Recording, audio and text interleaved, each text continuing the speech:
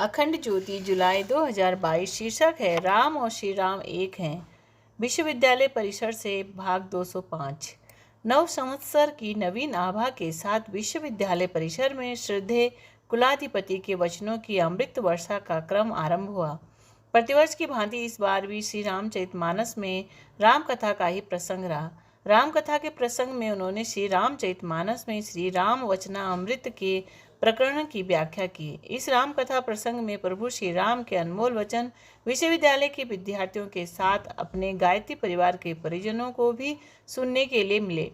नवरात्रि के 9 दिनों में दिए गए इन ऑनलाइन संध्याकालीन विशेष उद्बोधनों का यही प्रयास रहा है कि व्यक्ति अपने जीवन में देवत्व जगाने हेतु उन तथ्यों की व उन वचनों की गहराई में जाए जो भगवान श्री राम के मुख से निकले। श्री रामचंद्र जी के वचन सुनने में अत्यंत कोमल, मधुर व कानों में अमृत घोलने के समान थे। उनके ओजस्वी वचन सत्यनिष्ठ, दृढ़ प्रतिज्ञा, सटीक, सुसंस्कृत, अलंकार से सुशोभित व प्रामाणिक होते थे। श्री रामचंद्र जी की वाणी अति प्रामाणिक मानी गई है क्योंकि उन्होंने जो कहा उसे प्राणपण से पूरा किया। वचन निभाने की रघुकुल रीति के बारे में ऐसा कहा जाता है कि रघुकुल रीति सदा चली आई, प्राण जाऊ बर वचन न जाई। अर्थात रघुकुल में सदा से यही रीति चली आई है कि प्राण भले ही चले जाएं पर वचन नहीं जाता। श्री रामचंद्र मानस में भगवान श्री राम के वचन कैसे थे, वे दूसरों के साथ कैसे संवाद करते थे, विभिन्न महत्वपूर्ण विषयों पर उनके विचार कैसे थे, वे लोगों से क्या कहना चाहते थे, अपने परिवार वालों से कैसे संवाद करते थे और उनके ऋषियों के साथ, मित्रों के साथ, प्रजा के साथ, असुरों व राक्षसों के साथ, शत्रु पक्ष के साथ संवाद कैसे थे, उनके वचनों की क्या महत्ता थी, उनकी क्या विशेषता थी, यह सब विस्तार से इस बार के नवरात्र में चर्चा व चिंतन का विषय रहा। प्रथम दिवस। इस दिन सर्वप्रथम वाणी का महत्व, वाणी की विशेषता, वाणी के गुण व दोषों को बताने के साथ श्री रामचरितमानस में भगवान की वाणी के प्रभाव को बताया गया है कि किस तरह से हजारों वर्षों से तप में लीन मनु शत्रुपा ने जब परम गंभीर व कृपा रूपी अमृत से सिक्त आकाशवाणी को सुना तब उसे सुनने मात्र से उनके शरीर अत्यंत सुंदर व हृष्टपुष्ट हो गए। द्वितीय दिवस। इस दिन श्री रामचंद्र जी के सामान्य परिचय व उनके व्यक्तित्व पर चर्चा करने के साथ श्री रामचरितमानस के बालकांड में आए हुए श्री रामचंद्र जी के संवादों की चर्चा की गई, जिनमें विशेष संवाद थे श्री राम विश्वामित्र संवाद, श्री राम लक्ष्मण संवाद, श्री राम परशुराम संवाद, श्री राम सुनयना संवाद, श्री राम का अपनी माताओं के साथ संवाद। श्री रामचरितमानस के बालकांड में उनकी शिक्षा ग्रहण करने तक उनका कोई संवाद नहीं है और उनके संवाद की शुरुआत ही श्री राम विश्वामित्र संवाद से होती है। इसके पहले केवल उनके चरित्र व आचरण की ही चर्चा है। बालकांड में श्री राम का ऋषियों व अपने परिजनों के साथ जो संवाद हुआ उसमें उनकी वाणी अत्यंत मृदु, विनम्र, संकोची व आज्ञा का अनुसरण करने वाली रही। उन्होंने कहीं भी किसी भी परिजन से कटु वचन नहीं कहे, अपनी वाणी से किसी का दिल नहीं दुखाया और न ही किसी का अपमान किया। श्री राम परशुराम संवाद में ऋषि परशुराम के अति क्रोध में होने पर भी श्री रामचंद्र जी ने अत्यंत विनम्रता, विवेक व साहस का परिचय देते हुए मुनि से संवाद किया और अपने कोमल, मृदु व अमृत वचनों से सबके मन को मुग्ध किया। तृतीय दिवस। इस दिन श्री रामचरितमानस के अयोध्या कांड में श्री रामचंद्र के संवादों में निहित वचनामृत की चर्चा की गई। इन संवादों में श्री राम के कई संवाद, श्री राम दशरथ संवाद, श्री राम कौशल्य संवाद, श्री राम जानकी संवाद, श्री राम लक्ष्मण संवाद, श्री राम का प्रजा के साथ संवाद, श्री राम सुमंत्र संवाद, श्री राम केवट संवाद प्रमुख है। अयोध्या कांड का आरंभ श्री राम के राज्याभिषेक की तैयारियों के साथ होता है, लेकिन परिस्थितियां कुछ ऐसी बनती हैं कि पिता दशरथ द्वारा माता कैकेयी को दिए गए वचन की पूर्ति हेतु रामचंद्र जी को 14 वर्ष के वनवास की आज्ञा मिल जाती है। यानी श्री रामचंद्र जी को अयोध्या का राज्य मिलने के स्थान पर वन का राज्य मिल जाता है और इस सूचना को पूरी अयोध्या में फैलते हुए देर नहीं लगती। सभी माता कैकेयी को कोसने लगते हैं और श्री रामचंद्र जी के वन जाने से दुखी होने लगते हैं।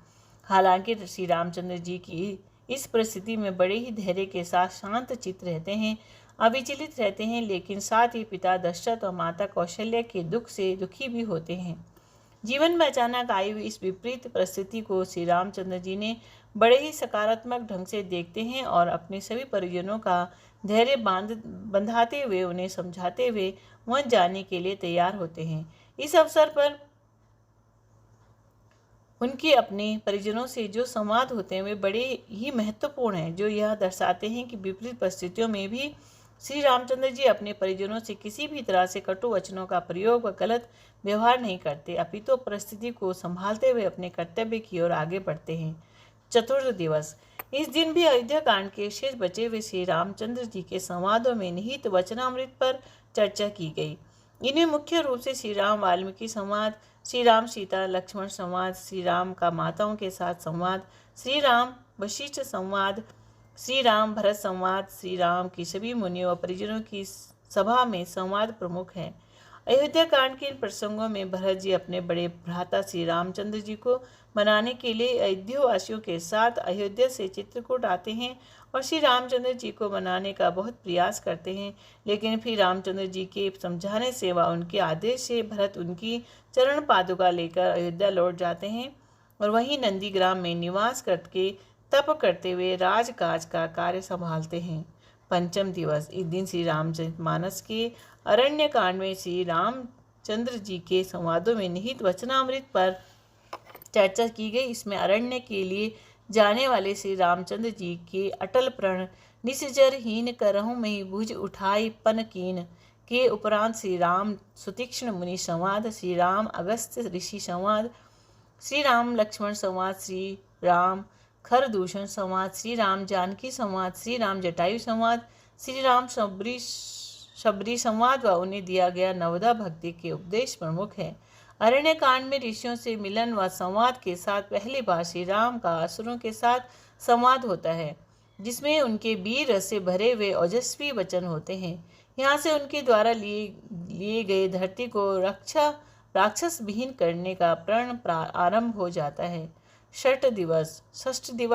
इस दिन भी अरण्य कांड के कुछ शेष बचे हुए श्री राम के संवादों व साथ ही किष्किंधा कांड में श्री राम के संवादों में निहित वचनामृत की चर्चा की गई, जिनमें श्री राम नारद संवाद, श्री राम हनुमान संवाद, श्री राम सुग्रीव संवाद, श्री राम बाली संवाद, श्री राम तारा संवाद, श्री राम लक्ष्मण संवाद प्रमुख है।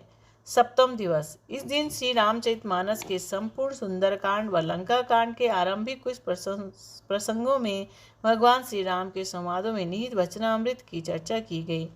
इसमें हनुमान जी द्वारा जानकी जी को श्री राम का संदेश पहुंचाना, फिर श्री राम हनुमान संवाद, श्री राम सुग्रीव संवाद, श्री राम विभीषण संवाद, श्री राम लक्ष्मण संवाद, श्री राम समुद्रदेव संवाद प्रमुख है। इसके उपरांत लंका कांड में श्री रामचंद्र जी वानर भालुओं को अविलंब सेतु निर्माण की आज्ञा देते हैं और वहीं पर शिवलिंग की विधिवत स्थापना करने के साथ रामेश्वर शिवलिंग के पूजन व दर्शन का महत्व सभी को बतलाते हैं। अष्टम दिवस। इस दिन श्री रामचरितमानस के लंका कांड में श्री राम के संवादों में निहित वचनामृत पर चर्चा की गई। इसमें श्री राम का सुग्रीव हनुमान व विभीषण के साथ संवाद, श्री राम अंगद संवाद, मूर्छित पड़े हुए भाई के समक्ष श्री राम के विषादपूर्ण वचन, श्री राम का सुग्रीव विभीषण व लक्ष्मण को आदेश, श्री राम विभीषण संवाद, श्री राम लक्ष्मण संवाद, श्री राम रावण संवाद, श्री राम दशरथ संवाद, श्री राम देवराज इंद्र संवाद, श्री राम जानकी श्री राम हनुमान संवाद प्रमुख है। नवम दिवस। इस दिन श्री रामचरितमानस के उत्तरकांड में श्री राम के संवादों में निहित वचनामृत पर चर्चा की गई। इसमें श्री राम का पुष्पक विमान को आदेश, अयोध्या आगमन में श्री राम का सबसे पहले गुरु वशिष्ठ को प्रणाम और वार्तालाप। इसमें श्री राम का पुष्पक विमान को आदेश, अयोध्या आगमन में श्री राम का सबसे पहले गुरु वशिष्ठ को प्रणाम और वार्तालाप, श्री राम का अपने सब वानर सखाओं से संवाद, श्री राम सनकादिक मुनि संवाद, श्री राम भरत संवाद, श्री राम का प्रजा को उपदेश, श्री राम काकभूषुंडी संवाद प्रमुख है। अथ से इति तक पर बालकांड से उत्तरकांड यानी कि आरंभ से अंत तक श्री राम वचनामृत के कथा प्रसंग में प्रभु श्री राम के मानवीय व ऐश्वर्य स्वरूप की झलक है। वे मर्यादा पुरुषोत्तम हैं, जीवन के सभी आयाम उनमें प्रकट हैं। वह नर देहधारी नारायण हैं जो अपने वचनों से नर को नारायण तक पहुँचने का सुपथ प्रदर्शित करते हैं। हम सबको इस हम में से प्रत्येक को कहाँ पर क्या बोलना चाहिए, किससे क्या कहना चाहिए, यह प्रवचन माला उसके लिए पथ प्रदर्शिका है, मार्गदर्शिका है और मार्गदर्शन करने वाले हैं। मर्यादा पुरुषोत्तम जीवन विद्या के परमाचार्य प्रभु श्री राम की कथा वार्ता में, चर्चा चिंतन में बार बार यह अनुभूति होती रही कि जैसे कि हम सब परम पूज्य गुरुदेव की बातें कह रहे हों। जो समझने का प्रयास करेंगे वे सुनिश्चित रूप से यह समझेंगे, जानेंगे कि राम और श्री राम एक हैं। यह दिव्य अनुभूति श्री राम वचनामृत में परम पूज्य गुरुदेव की अमृतवाणी की अनुभूति प्रदान करेगी। शिक्षाप्रद प्रसंग। महाकवि माघ प्रसिद्ध कवि होने के अतिरिक्त एक उदार चेता महामानव भी थे। उनके साथ उनके परिवार के हर सदस्य के अंदर भी उदारता की यह भावना कूट कूट कर भरी हुई थी। एक बार एक निर्धन व्यक्ति उनसे सहायता मांगने पहुंचा। उसको अपनी पुत्री का विवाह करना था, पर उसके पास अपेक्षित धनराशि का अभाव था। उसकी व्यथा सुनकर माघ चिंतित हो गए, क्योंकि उनके पास भी इतना धन न था जिससे वे उस व्यक्ति की सहायता कर पाते। माघ को चिंतित देख उनकी मां ने अपने कान के कुंडल उतारकर उनके हाथ पर रख दिए, ताकि उनका उपयोग कर माघ उस व्यक्ति की आर्थिक सहायता कर सके। माघ उन कुंडलों को अपने हाथ में ले पाते कि तब तक उनकी पत्नी ने भी अपने हाथ की कड़े उतारकर माघ के हाथों में रख दी और बोली, माँ के कुंडल इतने बड़े कार्य के लिए पर्याप्त न होंगे, आप मेरे कड़े भी ले लें। घर आया निर्धन व्यक्ति माघ एवं उनके परिवार की उदारता के साथ नतमस्तक हो गया। राधे कृष्ण।